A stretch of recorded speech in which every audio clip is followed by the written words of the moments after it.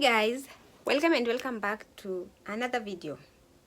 So in today's video we are going to look at what is in vitro fertilization or IVF, in vitro fertilization or IVF, and why is in vitro fertilization formed. That is also something that we are going to talk about. And another thing is that how long is the process, or does in vitro fertilization take from the beginning to the end? And the next question that we are going to answer is, how common is in vitro fertilization, and what is the difference between in vitro fertilization and intrauterine insemination? So if you have not subscribed, why have you not subscribed? Like the video, share, comment. Don't forget to turn your notification bell, and the most important, tell me what you want me to talk about in the comment section. In vitro fertilization is a type of fertility treatment where eggs are combined with sperms outside your body, for example in the lab, and then it is transformed, or it is transferred to your womb. It is a method used by people who need to be helped to achieve getting pregnant. In vitro fertilization involves many complex steps that you might not know and you might not understand, and that one we leave with the people who are specialized in that area. And an effective form of assisted reproductive technology are what am I saying? I'm saying that in vitro fertilization involves many complex steps and is an effective form of assisted reproductive technology. Good. So in short, what am I saying? In vitro fertilization is a type of assisted reproductive technology where sperms and eggs are fertilized outside a human body.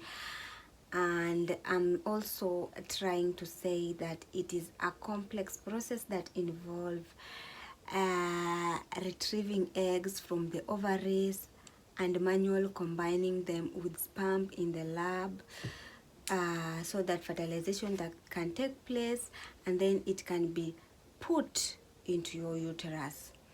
Several days after fertilization, the fertilized egg is placed inside the uterus.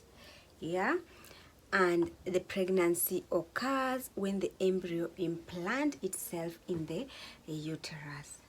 Of course, there are so many times that this process can fail, and because of so many reasons why this process can fail, this process can also take a long period of time. The process itself is very, very expensive, and it is not just done in any hospital. It is done by a specialist, those who are specialized in that part, and then also it needs a lot of technology to be for the process to take place. So what are the reasons why IVF can be performed? What are the reasons why IVF or in vitro fertilization can be performed? People choose IVF for many reasons, and the most reason is infertility issue, or when someone partner has an existing health conditions. Some people will try IVF or in vitro fertilization after other fertility method has failed, or if they are at an advanced maternal age. An advanced maternal age means that you are above 45 years and above. You are above 45 years and you are trying to get pregnant, and maybe you are approaching menopause, and then the high chances of getting pregnant in a normal way, it's also hard for you. So IVF is the only option that you can, maybe the doctor would advise you to use. IVF is also a reproductive option for the same-sex couples or people who wish to have a baby without a partner. Yes, those LGBT, whatever, IVF is for you. And those who are wishing they should have a baby without a partner, so the doctor will collect the ovum from the ovary and take anonymous sperms or sperms from anonymous person, and then they fertilize it in the laboratory, and then they transport it or they transfer it to the uterus, and then after that the embryo will get implanted itself, or it will plant itself into the into the womb. So IVF is also an option if you or your partner has blocked tube. We will talk about all these forms of infertility. If you have a blocked tube, the eggs or the sperms cannot meet along the fallopian tube, or your fallopian tubes are damaged. Along the fallopian tube is where fertilization take place. So if you have a blocked tube, if you have a damaged fallopian tube, then it means you can't get pregnant in a normal way. So this method also can be opted.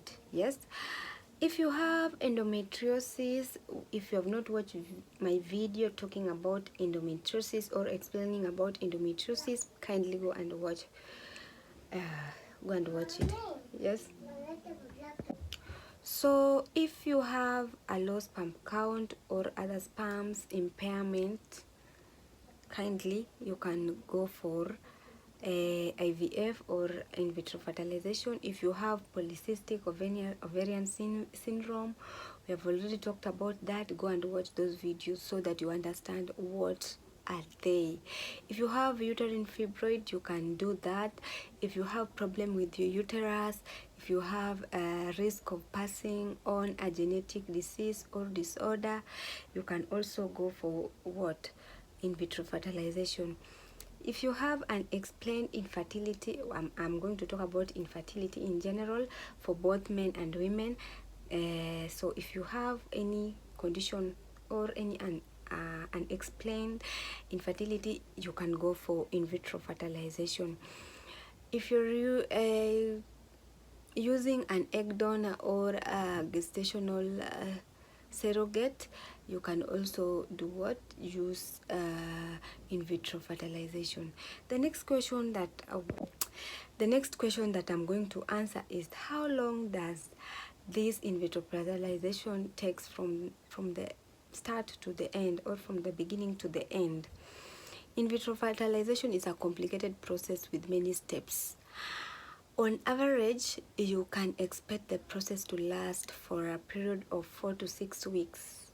And these include the time before egg is retrieved, or before the egg is taken from the ovary, when a person takes fertility medication, until they are tested for pregnancy. Yeah? You see, the egg must be taken from the ovary. The ovum must be taken from the ovary.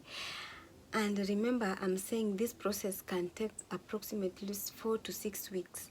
And you exclude the time the egg has been, the time the egg is collected from the uterus, not from the uterus, from the ovary. So in vitro fertilization is about 5% of couples with infertility who are trying to get pregnant. and yeah, I can say it is about 5%. And what is the difference between in vitro fertilization and intrauterine insemination? Intrauterine insemination, or IUI, is different from in vitro fertilization because in intrauterine insemination procedure, fertilization occur in person's body. As sperm samples is collected and washed so high uh, and washed a sperm sample is collected and washed, so only high quality sperms are left. Yes, as in you take sperms from someone and then you go and wash the one which are useless, and the one which you think, or the one which the machine will identify as high quality sperms are the one that will be left.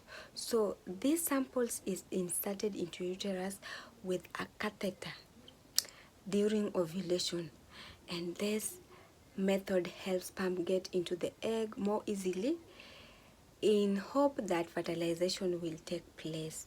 So with in vitro fertilization, we've said the egg of a woman is taken and the sperms also is taken. Then the doctor or someone who is specialized on that part or in that area fertilize the sperms into the laboratory, and thereafter he or she will take the sperms and transfer the fertilized embryo and put it into the uterus, and then it will get implanted there. But with in intrauterus or intrauterine inseminations, you take sperms and then you wash away the low quality sperms, you remain with the high quality one, and then you insert these sperms into the uterus when the woman is ovulating. And as you insert these sperms into the uterus when the woman is ovulating, you have a high hopes that fertilization will take place. So I think the two procedures are totally different, and they involve a different process. Yeah, they involve different process. I think I'm going to stop from there because I think I've exhausted what I had to say. So in case you have not subscribed, what are you waiting for? Can you subscribe and tell me what you want me to talk about? And then you turn your notification bell so that you get notified every time I post a video. Let's meet in the next video. Bye till next time.